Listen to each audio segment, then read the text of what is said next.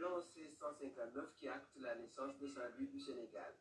Un hommage de la France conquérante à son roi soleil Louis XIV sous le soleil des tropiques et aux portes méridionales du Sahara. Sa prospérité initiale reposait sur l'odieux trafic négrier, la ville ayant été un centre actif de la traite atlantique.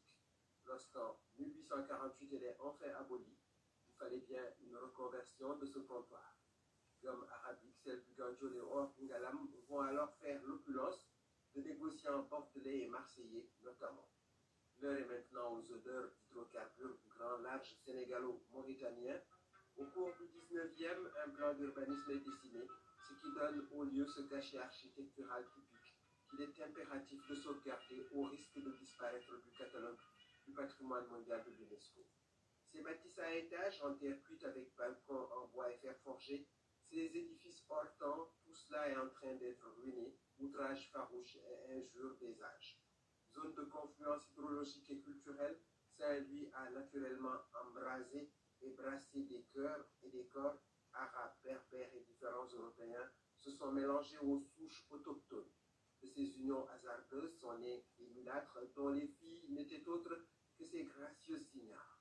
La ville n'a plus ces mulâtresses enivrantes et rêveuses de l'époque de Nini, l'évolution génétique et historique appuyée des héritages du sang.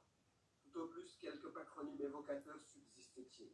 Le fanion de la cité tricentenaire et bien ce pont métallique de 511 mètres, inauguré un 14 juillet 1897 par André Lebon, alors ministre de la Marine et des Colonies. Une grande rue du Nord a longtemps porté son nom avant de céder la plaque à Khalifa Ababakar. Mais Saint-Louis, c'est surtout un art de vivre, l'hospitalité, l'élégance et le bon goût. Le train arrivé dès 1885 ne siffle plus. L'éducation a pris racine par ici avec l'école de gendarmes, le premier lycée de l'Afrique française et le Britannique, anciennement école militaire préparatoire.